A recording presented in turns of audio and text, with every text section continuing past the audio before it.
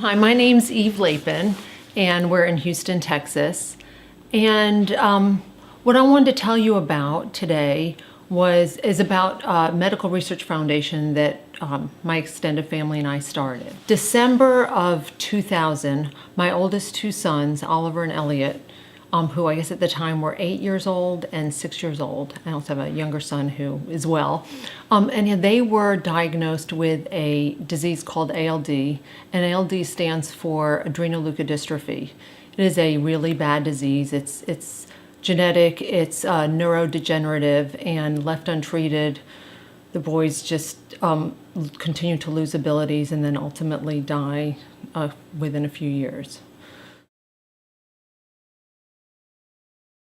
Right, so we found out it was a genetic disease. Once we found out what ALD was and found out that we tested all the family and figured out that I was a carrier, one of my sisters is a carrier, and that her son had the ALD gene. And again, if you find out that you have the ALD gene before the disease is active, you have time. It's sort of, a time bomb, but you do have time.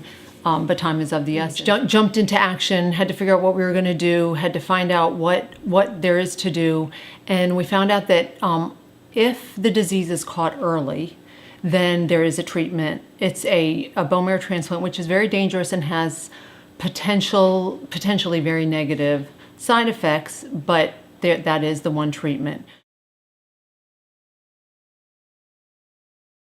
While my husband and I focused on the next steps of what we needed to do and focus on our children, my two sisters, one who was in pharmaceuticals and another one who has a background in science, met with doctors and researchers in the United States and Europe to see what was the latest in medical science and treatments for ALD, and they found that actually there was not a lot being done. It's as common as Lou Gehrig's disease, but a lot less emphasis is on the finding a better cure for ALD. We realized that we needed to get the different groups of doctors and scientists together and drive the research forward and help them overcome obstacles.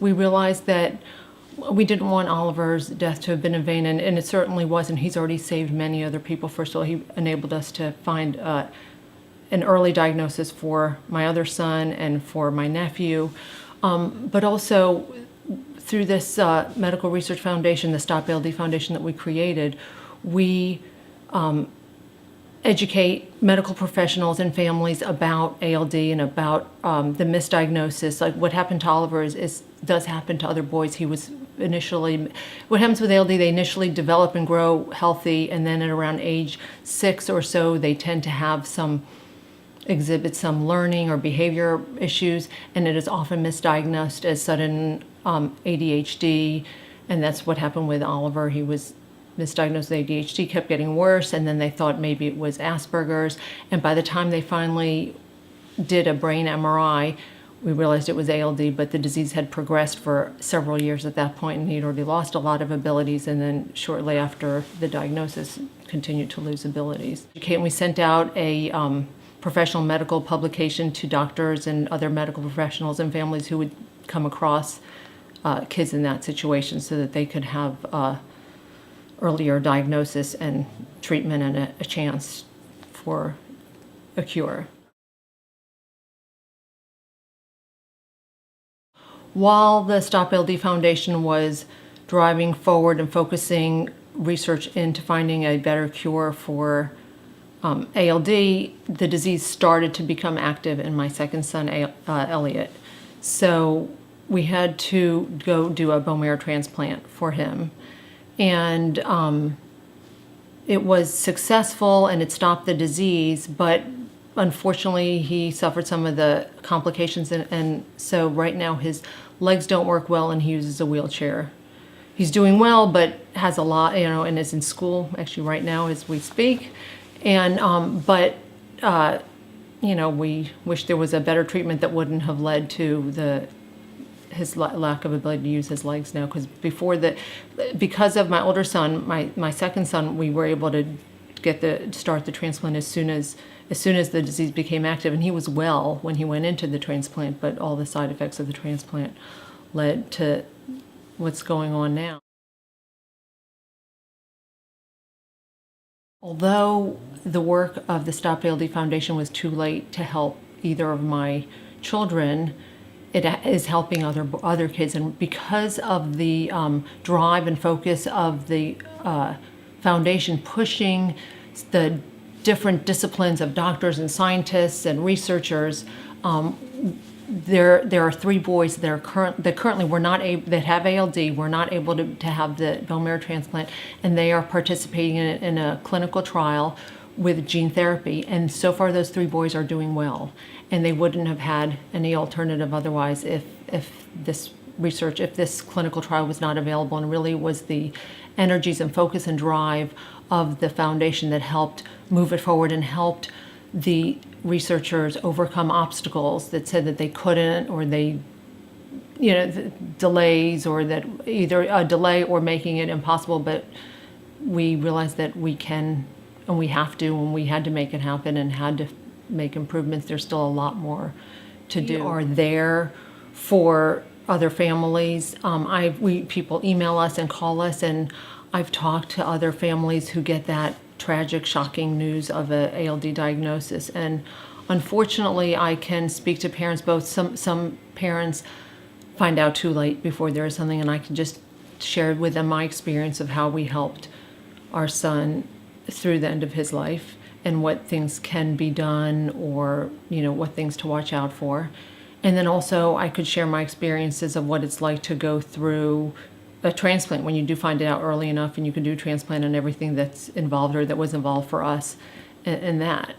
And so it helps people know that they're not alone, and there are other people there to give them some support and give them some guidance and send them in the direction and making referrals to other medical centers and doctors and other resources. If you pick up the phone and talk to these doctors, a lot of these people are involved in that because they care and they want to help. So if you are in a family with somebody who has a disease and you want to talk to a top person in the field, just try to call them. So we called and met with them and tried to figure out what options we had open to my oldest son, what options we had open to my second son, what the timing was like. And it is overwhelming, and I could not have done it by myself.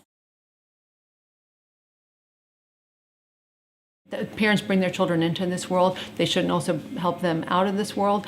But I really felt, although I wish he were alive today, it was an honor and a privilege to help him also die with dignity and love and comfort, and help him through that. And that's where, I feel that because of my experience, I do try to help reach out to other people that have a loved one with a terminal diagnosis, or that have lost somebody. Because in addition to helping him through the end of his life, I also know what it's like to live after his death, how to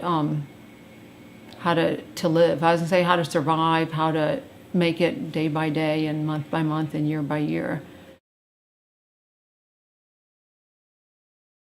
For parents to trust their gut instinct and leave no stone unturned and follow every lead to try and find the answers for your child and the diagnosis and what's the best therapy. And the other thing to realize is that almost anything is possible. So you think that there's all these smart people that must be working to solve and find a cure for ALD, but then you realize, no, I need to do something. I need to activate it. I need to focus. I need to bring people together. I might not be able to, I definitely can't do it all myself, but nobody can do it all themselves. But you really need to believe, and it's because it's possible to really make change by bringing the right people together and help drive it forward, and to realize that that everyone has the power to make change, and to be empowered, and to do things, and to bring people together and resources together and needs together to help drive everything forward. Everybody can do something. Like it's sometimes hard, and when you get that kind of shocking, tragic news, you can be paralyzed, but also you can be moved to action and you need to help your own family and your loved ones, and then also reach out and help others.